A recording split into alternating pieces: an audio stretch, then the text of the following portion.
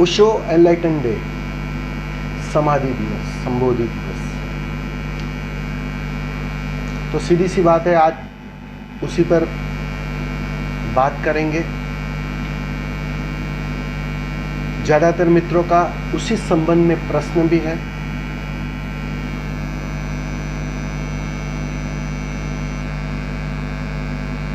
मन बहुत बेचैन होता है जानने के लिए कि क्या है संबोधि। ये इतनी समाधि की क्या चर्चा हो रही है।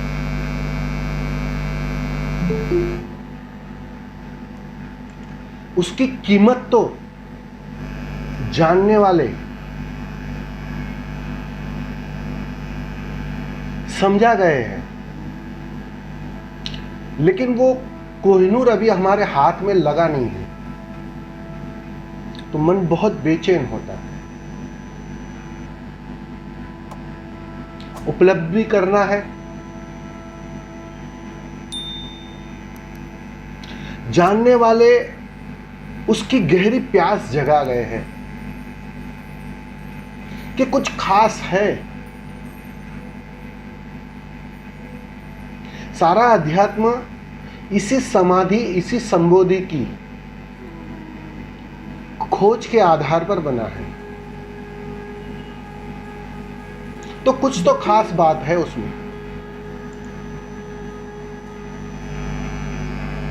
ऐसी क्या खास बात है कि अगर वो नहीं है, उसकी अनुभूति की कमी है, तो संसार में या अध्यात्म में कुछ कमी है। तुम कुछ अधूरे अधूरे हो। इस संबोधि के अनुभव के बिना कुछ अधूरे अधूरे से, और यही अधूरापन एक गहन बेचैनी लाता है, तड़प लाता है। तो आज के जो सारे प्रश्न हैं ना, वो इसी संबंध में है कि स्वामी जी आप बताइए थोड़ा, क्या है संबोधि, क्या है समाधि का अनुभव। ओशो को आज ही के दिन जो घटना घटी उस संबंध में कुछ विस्तार से समझाइए। हालांकि हमारे अनुभव में अभी वो बात घटी नहीं है, लेकिन फिर भी मन चाहता है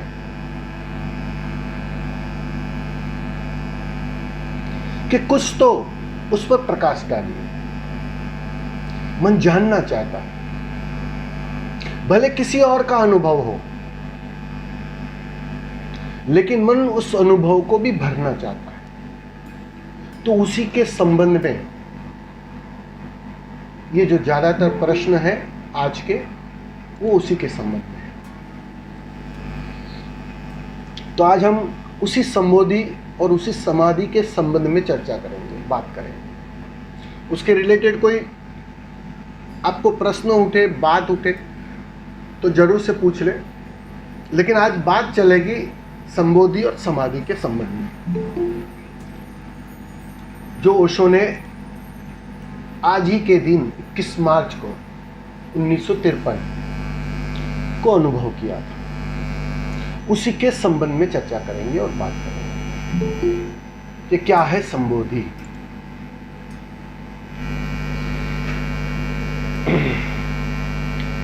संबोधि शब्द को थोड़ा ठीक से समझ लेना। सम्यक बोध, ठीक से शब्दों को तुम समझ जाओगे तो उसमें सारा सार छिपा होता है। एक सम्यक बोध, एक सम्यक होश, एक गहन जानकारी।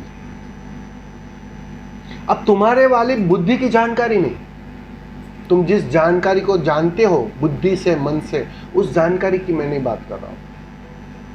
ये अनुभव के अर्थों में जाने जाने वाली जानकारी, अनुभूति,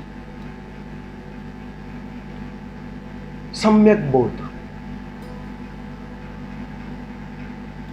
जगता है एक बोध। अब थोड़ा विस्तार से थोड़ा उसे समझेंगे। साधक को संबोधि और समाधि के संबंध में जो समझना है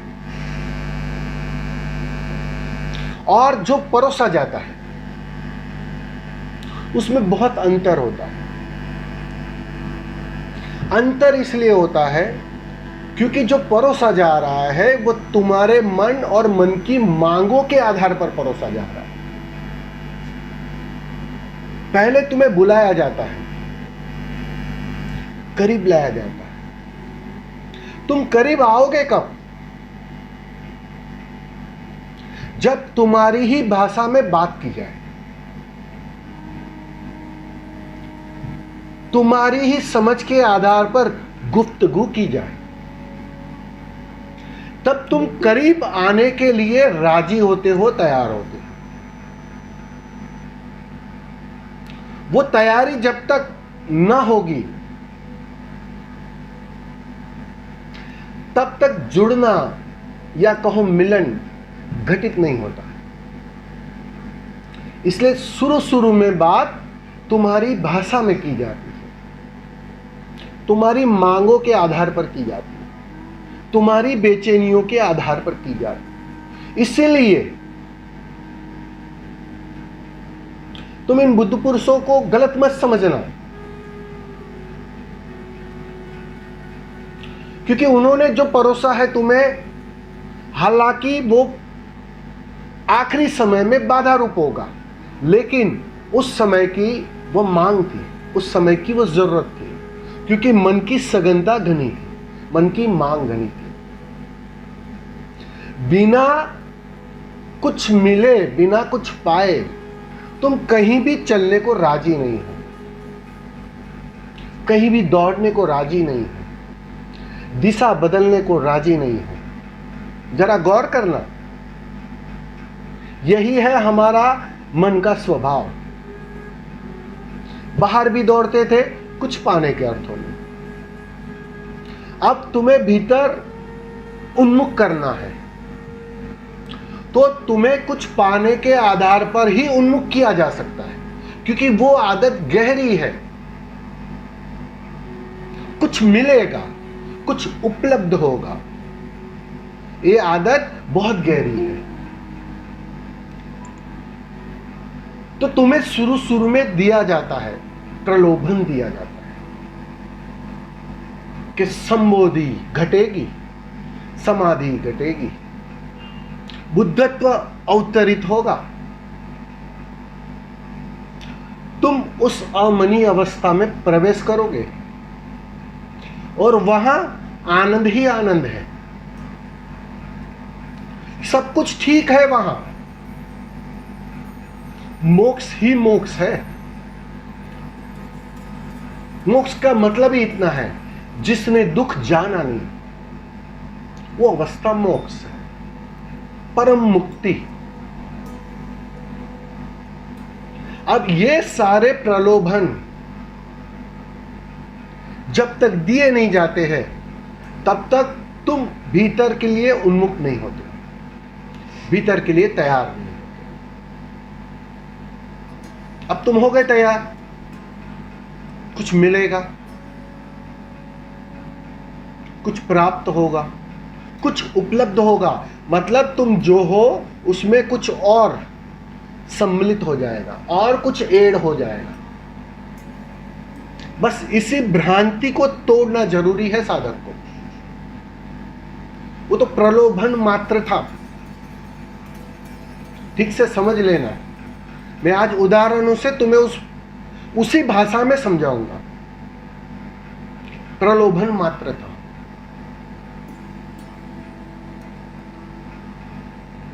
पहले दिन ही तुम्हें कहा जाए कि भैया इस संबोधि, इस समाधि के बाद कुछ भी मिलने वाला नहीं है, कुछ उपलब्ध होने वाला नहीं है, कुछ और तुम्हारे जीवन में ऐड नहीं होने वाला है, सम्मिलित नहीं होने वाला है। हाँ, कुछ कम हो सकता है, कुछ बढ़ेगा नहीं। सोचो जरा, आप में से कितने लोग राजी होते कि हम भीतर की यात्रा करें? कितने जन तैयार होते? मैं समझता हूं कोई भी नहीं। क्यों? क्योंकि वो जो मन की आदत मांग के आधार पर है, उसी मांग के आधार पर भीतर की यात्रा शुरू करवानी पड़ती है। इसलिए प्रलोभन से शुरुआत होती है। अब होता क्या है, साधक चुप कहां कर जाता है? साधक सालों सालों तक उस अवस्था से चुप कहां जाता है, उस घटना से चुप कहां जाता है।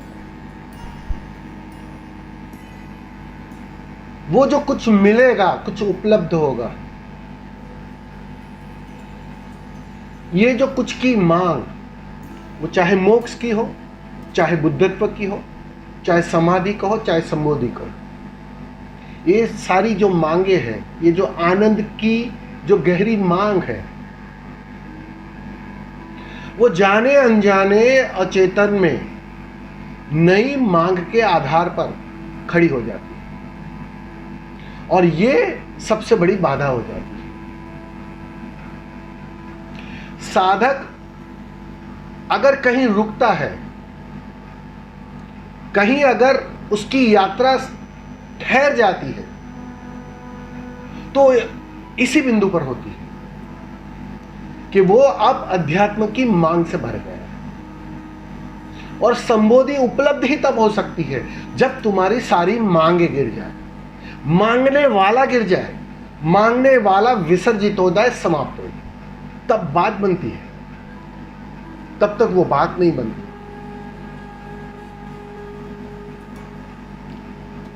ये मांग आखिर में इतनी बड़ी बाधा हो जाती है कि साधक उसे देख नहीं पाता है, और सालों क्या, जन्मों जन्मों तक वो भटक सकता है। ये मांग बहुत ही सुंदर मांग है, लेकिन उस मांग के परे जाना साधक के लिए बहुत जरूरी है। ओशो की बात करेंगे आज, बहुत सुंदर दिन है आज,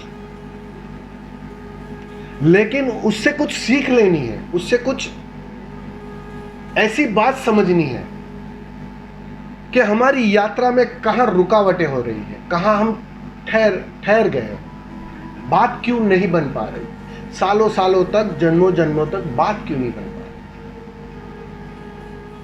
गौर करना जरा इस बात पर। जब हम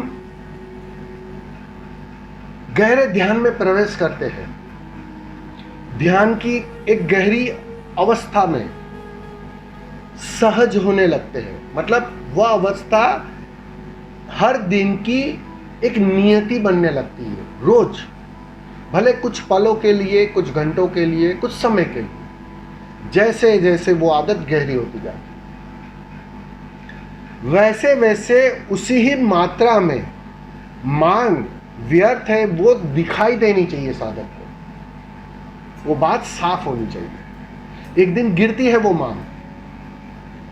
मैं बुद्ध की एक घटना से तुम्हें आसानी से समझाने की कोशिश करूंगा। महल छोड़कर भागे बुद्ध, पत्नी बच्चे को एक दिन का था राहुल, और छोड़कर भाग गए जंगल। खोजना था, इसी संबोधि की खोज थी, जानना था कि मैं कौन हूं। निकल पड़े।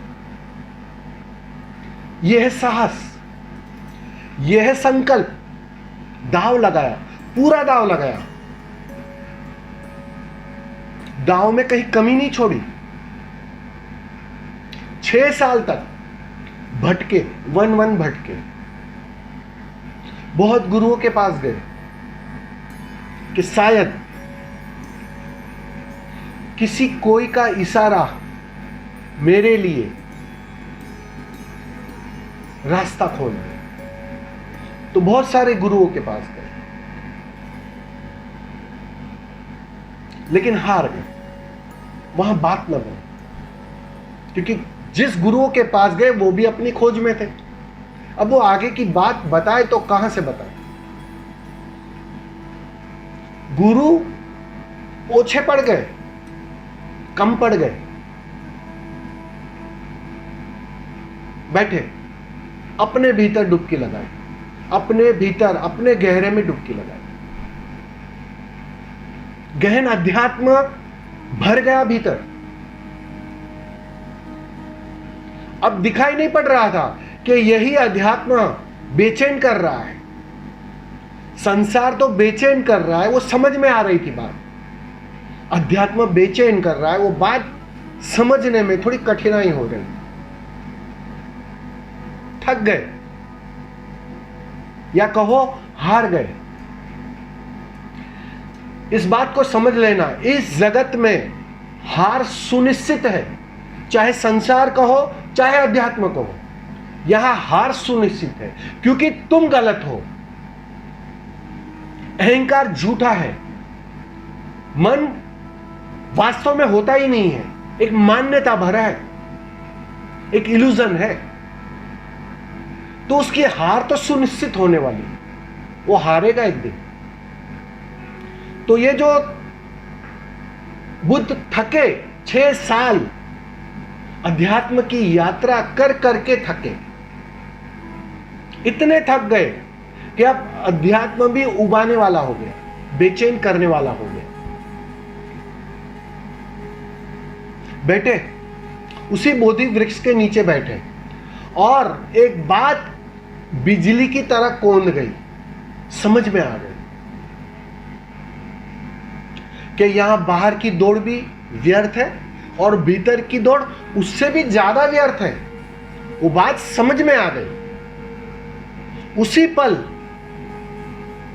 ये जो मोक्ष की, ये जो मुक्ति की, ये जो समाधि की, ये जो संबोधि की जो मांग भरी थी भीतर, अध्यात्म का मतलब ही इतना है कि तुम मोक्ष की मांग से भर जाते हो।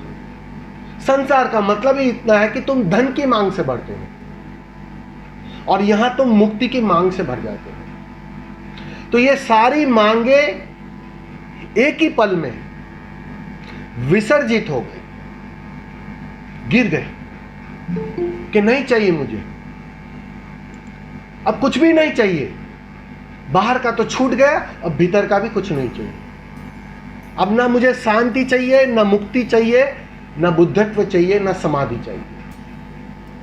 उसी पल सब कुछ छूट गया। जो बेचैनी थी कि भविष्य में कुछ मिलेगा, कुछ उपलब्ध होगा, वो बेचैनी गई, एक ही पल में गई, क्योंकि मांग गई। जैसे ही मांग तिरोहित हो गई भीतर की, मन कपूर की तरह उड़ गया। कहते हैं ना, मन का पंछी उड़ गया, मन बचा नहीं अब, क्योंकि मांग के कारण ही मन बचा रहता है। वो बात समझ में आ गई, अनुभवगत हो गई, उड़ गया मन का पंछी। उसी पल यहां मांग गिरी, बेचैनी गई और मन का पंछी उड़ गया। यहां भोर का तारा डूबा और बुद्ध कुछ और हो गए, बात बन गई। अब तुम पूछोगे क्या हुआ, ऐसा क्या हुआ? सीधी सी बात है, क्यूरियोसिटी होती है, हमारे मन को एक बेचैनी होती है, ऐसा क्या घटा उस रात को कि सुबह में कुछ और हो गए। उसी को समाधि कहा है, उसी को एनलाइटनमेंट कहा है, बुद्धत्व कहा है। ऐसा क्या घटा? सरल भाषा में कहूं तो सब कुछ खो गया, सारी मांगे खो गई, मांग के साथ मन खो गया। वो जो बीच में मन की परत थी वो तिरोहित हो गई। बस इतनी सी बात, इससे अधिक कुछ होता ही नहीं है संबोधि में। और अगर इससे अधिक कोई कुछ भी कहता है, या तो वह भ्रांति में है या वह तुम्हें भी भ्रांति में ले जा रहा है। इस बात को समझ लेना। इससे अधिक कुछ नहीं होता है। मन खो गया, जो बेचैन कर रहा था संसार में भी और जो बेचैन कर रहा था अध्यात्म में भी, वह खो गया, उसकी परत गिर गई। शरीर अपनी जगह पर कायम है और तुम अपने घर पर कायम हो। संबंध टूट गया, जो मन का सेतु था ना वो गिर गया, वो टूट गया। और जैसे ही वो मन का सेतु टूट जाता है, गिर जाता है, इसे ही कहते हैं संबोधि। इससे अधिक कुछ नहीं होता है। और इससे अधिक कुछ की भी तुम मांग से अगर भरे हो, मेरे पास बहुत सारे लोग आते हैं, पूछते मुझे यही सवाल पूछते हैं। आपको तो बहुत प्रकाश दिखा होगा, बहुत कुछ अच्छी अच्छी घटना दिखी होगी, सारे जन दिख गए होंगे आपको, बहुत सारा ज्ञान उतर आया होगा, बहुत सारी बातें घटी होगी तुम्हारे साथ।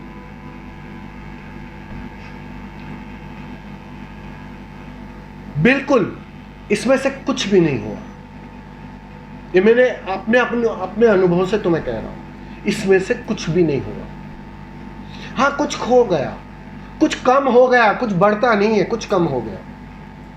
और ये जो कुछ कम हो गया है ना, बस ये बात मन को रुचि करने लगती। कितने लोगों के मुंह खराब हो गए होंगे, अरे ये तो घाटे का सौदा लग रहा है, कुछ कम हो गया। व्यापारी है ना, कुछ कम हो गया। क्योंकि संबोधि या समाधि कोई उपलब्धि नहीं है, स्वभाव है जो तुम लेकर घूम रहे हो। हर पल तुम्हारे साथ है, हर पल तुम संबोधि के साथ ही जीते हो। ये मन की उहापो, ये मन की बेचैनी तुम्हें उसमें जीने नहीं देती। उससे तुम कुछ उखड़े उखड़े से रहते हो, उस स्वभाव से। और मन की परत गिरते ही फिर से उसी स्वभाव में लौट आते हो, जो स्वभाव है आनंद, जो स्वभाव है समाधि, जो स्वभाव है सब कुछ जिसकी चर्चा कर रहे हैं जानने वाले। उसी लालच, उसी आकांक्षा के आधार पर यात्रा शुरू करवाई। ये सब मिलेगा, मिलेगा इस अर्थों में नहीं कि कहीं तुम्हारे पास नहीं है और बाहर से उपलब्ध होगा, या तुम कुछ करोगे तब वो उपलब्ध होगा, इस अर्थों में नहीं। मिलेगा इस अर्थों में कि दब गया था, तुम्हारे भीतर ही दब गया, इस मन के शोरगुल में वो कहीं और गहरे में दब गया। और मन के तिरोहित होते ही, मन के समाप्त होते ही वो फिर से उभर कर स्वभाव खिलने लगेगा, बिखरने लगेगा। उपलब्धि नहीं होती है, ये उपलब्धि की भाषा ही आखिरी समय में बाधा बनती है, आखिरी समय में नई मांग खड़ी करती है। हाँ, जो था वो फुट फुट कर बाहर बहने लगता है। वो कस्तूरी का नाफा टूट जाता है, वो सुगंध फैलने लगती है।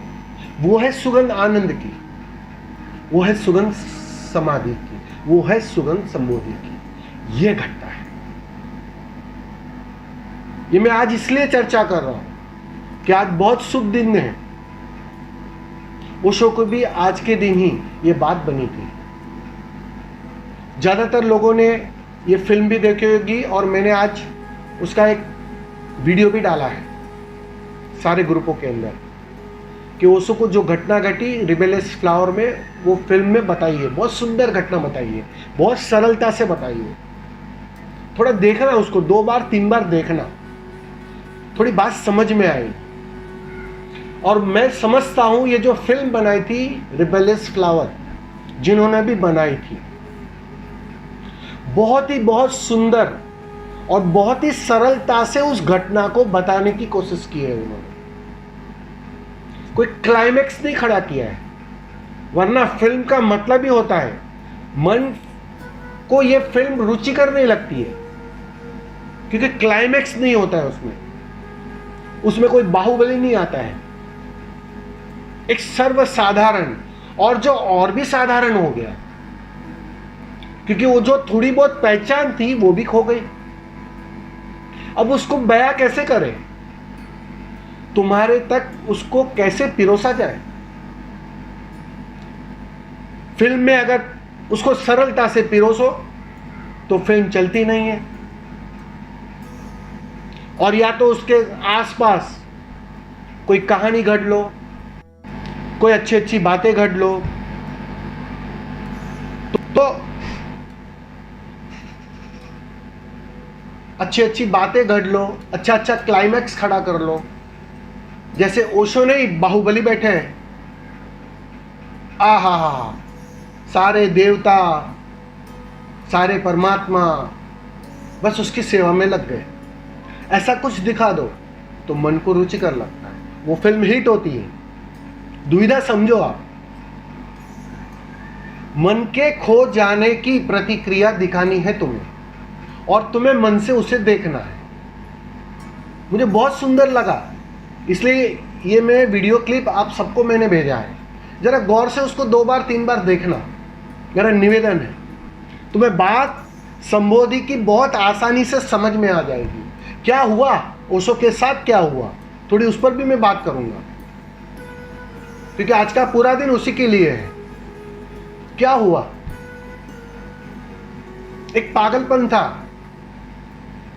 पढ़ाई का पागलपन, पढ़ने का, किताबें पढ़ने का एक पागलपन, मैं कौन हूं उसको जानने का एक पागलपन,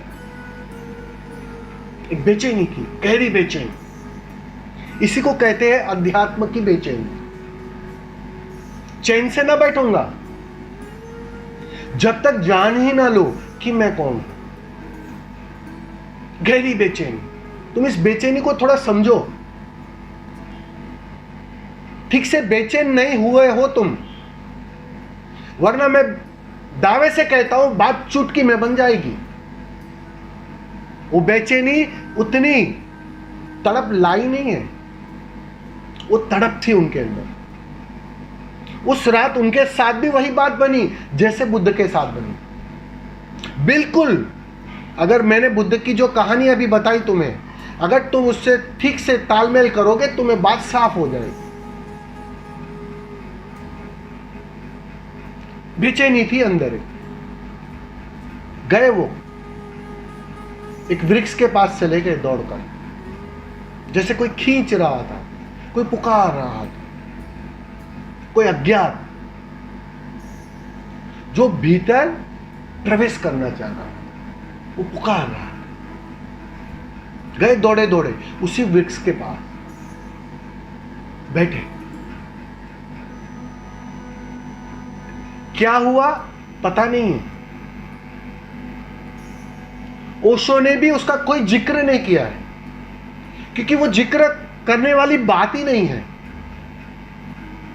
जिसे घटा वो एक अर्थों में कुछ कम हो गया, एक अर्थों में खो गया, बता ना पाए वो। बस लौटे सुबह में, नानी मां के पैर छुए और एक गहन तृप्ति से भर गए। व्यर्थ हो गई सारी किताबें, व्यर्थ हो गई सारी दौड़, सारा ज्ञान। नानी मां को बस इतनी सी बात कही कि अब मुझे कुछ नहीं चाहिए। मैं एक गहन तृप्ति में प्रवेश कर गया, सारी मांग गिर गई। जानने जैसा कुछ बचा ही नहीं, क्योंकि जानने वाला ना बचा। ये मैं देख पा रहा हूं, कुछ कम हो गया, कुछ खो गया, वो मैं देख पा रहा हूं, वो मैं जान पा रहा हूं। ये थी घटना।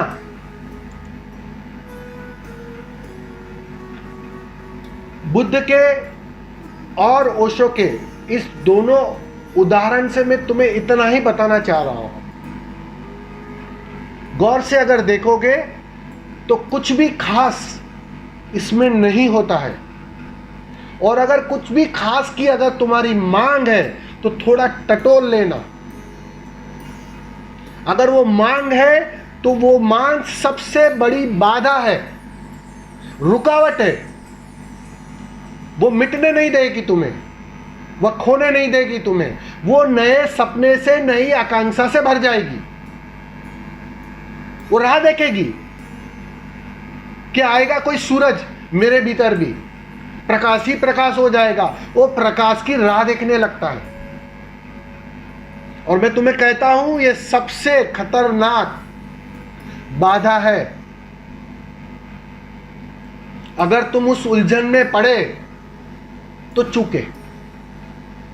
और ज्यादातर योगी इसी उलझन में उलझे हैं। ज्यादातर साधक इसी किनारे पर आके उलझे हुए हैं, समझ नहीं पा रहे हैं। इस संबोधि को, इस समाधि को समझ नहीं पा रहे। खोता है कुछ। इस भाषा को समझने में उसे देर लग रही है। यहां पाने जैसा कुछ नहीं है, क्योंकि पाने जैसा पाया हुआ है, भीतर मौजूद है। मन उसको मानने को तैयार। अब सोचो जरा, मैं एक वैज्ञानिक रूप से तुम्हें समझाता हूं। तुमने आनंद मांगा, तुमने समाधि मांगी, तुमने बुद्धत्व मांगा। क्या है इसका मतलब? क्या है? जरा गौर करना, अपने अचेतन में थोड़ा ठीक से टटोलना। क्या है इसका मतलब? इसका सीधा और साफ मतलब है कि तुम्हारा अचेतन इस बात से राजी नहीं है कि ये सब मेरा स्वभाव है और मेरे पास मौजूद है। वो राजी नहीं है। कोई खंड है भीतर अचेतन का जो मांग से भरा है, नहीं कुछ और चाहिए। जब तक तुमने मांगा, उसका मतलब ही इतना होता है। क्या घटा उस दिन बुद्ध को? उस दिन सारी मांग गिर गई। अब तो बुद्धत्व भी नहीं चाहिए, तो समाधि भी नहीं चाहिए। और जैसे ही वो मांग गिरी, अचेतन राजी हो गया उस स्वभाव के, जो है जैसा है बिल्कुल पर्याप्त है, बिल्कुल समाधान पूर्वक है। एक समाधान आ गया, एक सम्यक बोध उपलब्ध हो गया। उसी को कहा है संबोधि। एक सम्यक बोध आ गया, अचेतन पूरी तरह राजी हो गया, मांग से विहीन हो गया, मांग बची नहीं। अब मांग ना बची, मन को जाना ही पड़ता है। मन को इस घर के बाहर जाना ही पड़ता है, और तुम उस स्वीकार में, उस सहज अवस्था में स्थित हो जाते हो। यह है संबोधि। बस यही घटता है। खो गया मन। तो ये मांग से बचना है साधक को। बस मैं इतना समझाना चाह रहा हूं। शुरुआत में मांग कीमती है, अध्यात्म की, बुद्धत्व की, समाधि की, मोक्ष की, बहुत कीमती है। लेकिन जैसे जैसे यात्रा गहरे होती जाए, ये मांग कम होनी चाहिए, गिरनी चाहिए, बिल्कुल गिरनी चाहिए। और जब तक ये मांग गिरेगी नहीं, मैं तुम्हें दावे से कहता हूं, तुम कितना ही ध्यान कर लो, बात बनेगी नहीं। ध्यान से नहीं बात बनती है, मांग के गिरने से बात बनती है। ध्यान से मांग कम होती है, इस बात को समझ लेना। क्योंकि ध्यान से मन मिटता है, अहंकार खोता है, और जितना अहंकार और मन की मालिकियत कम होती है, उतनी मांग कम होते जाती है। एक दिन तुम राजी होते हो, मुझे कुछ नहीं चाहिए, न बाहर का न भीतर का, बस उस दिन बात बन जाती है। यही घटना बिल्कुल बुद्ध के साथ हुई, यही घटना बिल्कुल ओशो के साथ हुई। जरा गौर करना, मैंने इसलिए दोनों का उदाहरण देते हुए तुम्हें इस बात को समझाया है, तुम्हें आसानी से समझ में आ जाएगी। असली बात है मांग का गिरना। मां अर्थात मन, बस इतना सा गणित अगर समझ लो, इस सूत्र को ठीक से रख लो ना, लिख कर रख दो, अपने घर में जहां रहते हो उसको सामने लिख कर रख दो। मांग अर्थात मन, मांग जानी चाहिए, अच्छी हो या बुरी हो, मांग जानी चाहिए। मांग गई कि बात चुटकी में बन जाती है। और सारा अध्यात्म उसी मांग के गिरने के लिए है, गिराने के लिए है। तुम्हें ध्यान भी जो दिया गया है उसी अर्थों में दिया गया है कि धीरे धीरे धीरे मांग कम हो जाएगी। और ये जो बात ओशो के साथ घटी, जो बुद्ध के साथ घटी, कल तुम्हारे साथ भी घट सकती है। मिलेगा कुछ नहीं।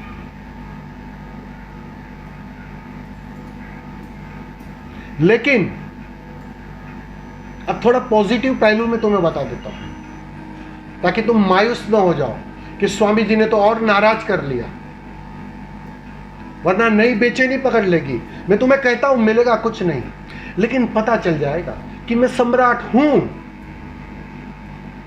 मैं मुक्त हूं, मैंने एक पल भी खोया नहीं है उसे। ये बात साफ हो जाएगी।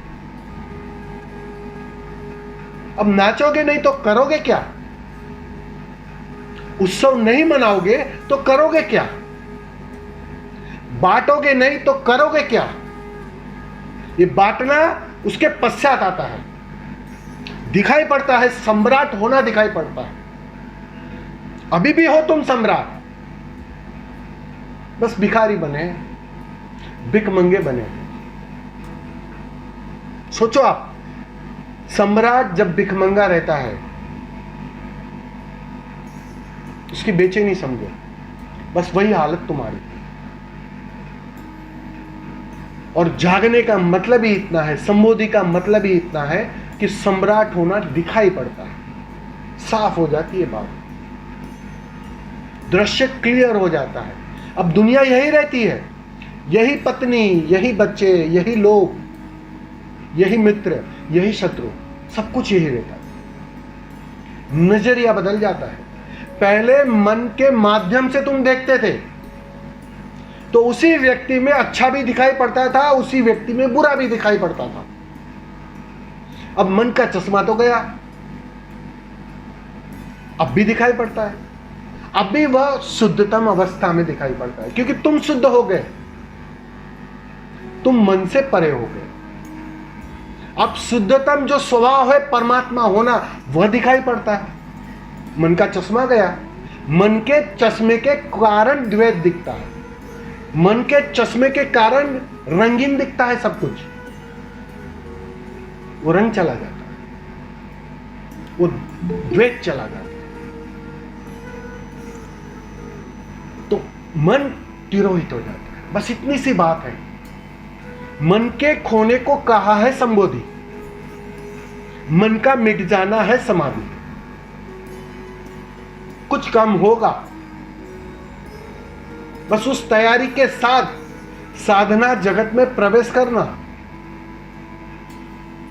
गहरी साधना में तुम तभी प्रवेश कर पाओगे अगर यह खोने की तैयारी है। तो मैं तुम्हें दावे से कहता हूं, बात बहुत आसानी से बन जाएगी। सहज और सरल है ये बात, कठिन तो बिल्कुल मत समझना। कठिन समझकर तुम कठिन कर लोगे, और मैं नहीं चाहता हूं कि तुम उसे और कठिन बनाओ। तुमने कठिन समझा तो कठिन हो गया तुम्हारे लिए। अचेतन कठिनाई के लिए तैयार होने लगता है। मैं तुम्हें कहता हूं, रोज एक बार सुबह जगते ही भीतर भाव करना सबसे आसान है ये, और मैं तुम्हें दावे से कहता हूं आसान है ये। जो कठिन करने की जो चालाकी है ना, वो मन की है। मन को कठिनाई चाहिए, कुछ खास चाहिए। और ये सबसे सरल है, ये सबसे सहज है, तो मन उसके लिए राजी नहीं होना चाहता। तो कठिन तो बिल्कुल मत समझना, ये कठिनाई की धारणा तो बिल्कुल निकाल देना। सहज है, सरल है, चिंता मत करना। किसी दिन ध्यान प्रयोग नहीं हुआ तो किसी गिल्ट से भरना नहीं है, किसी बेचैनी से नहीं भरना है। ठीक है, हुआ तो ठीक है, नहीं हुआ तो ठीक है, लेकिन ये सरल है। किसी दिन कहीं ना जा पाए शिविरों में तो गिल्ट से भरना मत, क्योंकि ये आसान है।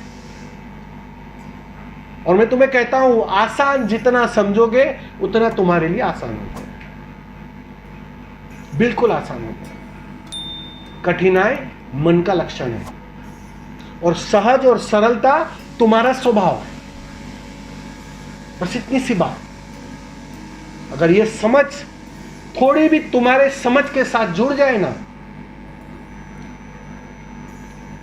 बहुत आसान हो जाएगी बात।